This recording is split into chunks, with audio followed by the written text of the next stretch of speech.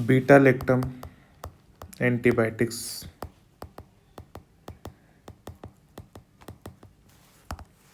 हमने पढ़ ली, हाँ पढ़ ली। अब इसके बाद में दूसरा पोर्शन चालू करने जा रहे हैं अमीनोग्लाइकोसाइड्स का, ठीक है। अमीनोग्लाइकोसाइड्स के बारे में हम पढ़ेंगे, उसके कुछ डिटेल्स देखेंगे। उससे पहले एक एग्जाम का ट्रेप आता है, वो है माइसिन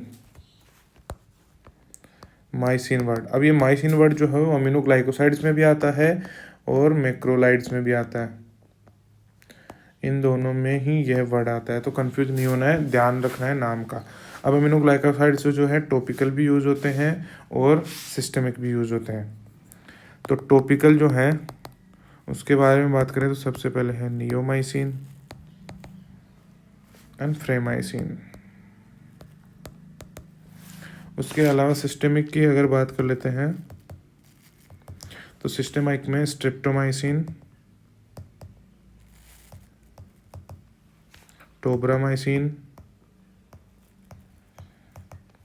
gentamicin, amikacin, kanamycin,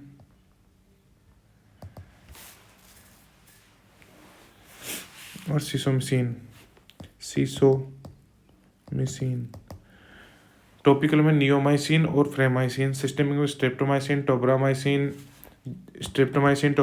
gentamicin, amikacin, kanamycin, sisomicin, ये ड्रग्स होती है, ठीक है। अब इसकी स्ट्रक्चर बनती कैसे है वो हम देख लेते हैं। मोर देन 2 और इक्वल देन 2 अमीनो शुगर्स होते हैं, है ना। उसके साथ में हेक्सोस रिंग जुड़ती है, हेक्सोस रिंग, है ना। हेक्सोस रिंग में ग्लाइकोसाइडिक लिंकेज होता है, जो लिंकेज बनता है वो ग्लाइकोसाइडेज लिंकेज बनता है ना। ये ऐसे इनकी स्ट्रक्चर बनती है और ये क्या होते हैं, हाईली पोलर कंपाउंड होते हैं, हाईली पोलर कंपाउंड होते हैं। इनका एब्जॉर्प्शन जो है पुअर होता है, तो इसीलिए इसको हम आईवी या आईएम यूज़ करते हैं, ओरल यूज़ कम ही करते हैं। मैकेनिज्म ऑफ एक्शन की अगर बात करें हम तो ये क्या करते हैं, 30S जो राइबोसोमल यूनिट है उससे बाइंड करते हैं, वो भी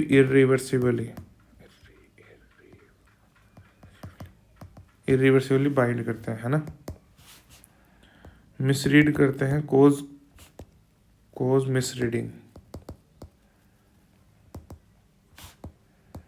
मिसरीडिंग ऑफ mRNA।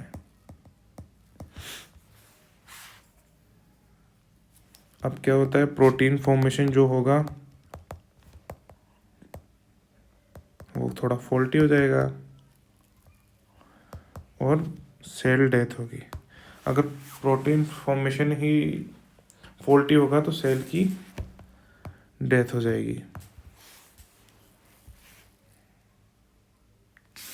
ये एकमात्र ऐसे प्रोटीन इनहिबिटर है, प्रोटीन सिंथेसिस इनहिबिटर, जो कि बैक्टीरिसाइडल है। अदर देन दिस और ऑल आर बैक्टीरियोस्टेटिक, है ना। इनकी एक्टिविटी जो है वो ज़्यादा होती है, ज़्यादा एक्टिविटी होती है इनकी ग्राम नेगेटिव बैक्टीरिया की तरफ, इनकी एक्टिविटी ज़्यादा होती है। अगर यूज़ की बात करें तो ड्रग ऑफ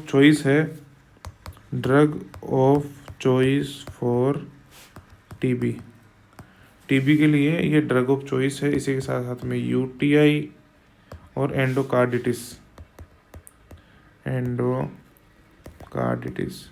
इसके लिए भी ये बीटा लैक्टम के साथ में काम आती है। बीटा लैक्टम ड्रग्स के साथ में एंडोकार्डिटिस में अमीनोग्लाइकोसाइड्स को दिया जा सकता है। ये जो है अनइफेक्टिव भी होती है, अनइफेक्टिव किसके अगेंस्ट होती है? एनारोब्स के खिलाफ। एनारोबिक जो भी एक्टिविटीज़ होती है, जो भी बैक्टीरिया होते हैं, जो भी एनारोबिक एक्टिविटी में शामिल होते हैं, बिकॉज इनके अपटेक के लिए रिक्वायरमेंट होती है O2 की। इनके अपटेक के लिए O2 की रिक्वायरमेंट होती है ना। अब इनकी एडवर्स ड्रग रिएक्शंस भी हम देख लेते हैं। सबसे पहले तो हो जाती है नेफ्रोटॉक्सिसिटी। नेफ्रोटॉक्सिसिटी हो जाती है जो कि रिवर्सिबल होती है पहली बात तो, और डोज डिपेंडेंट भी होती है। रिवर्सिबल और dose dependent nephrotoxicity. Ototoxicity, ototoxicity होती है।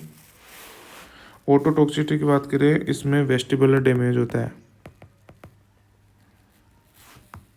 वेस्टिबुलर डैमेज होता है जो कि इरिवर्सिबल होता है। वेस्टिबुलर डैमेज होता है जो इरिवर्सिबल होता है। और न्यूरोमस्कुलर ब्लॉकेट तीसरा, न्यूरोमस्कुलर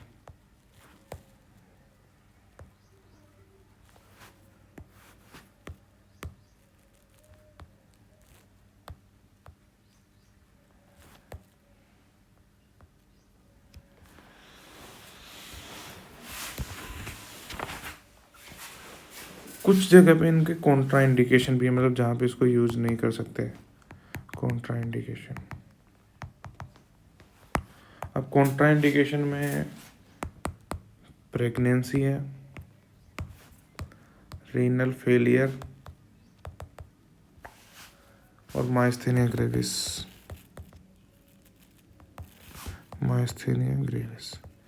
इन चीज़ों में इसको यूज नहीं किया जा सकता है।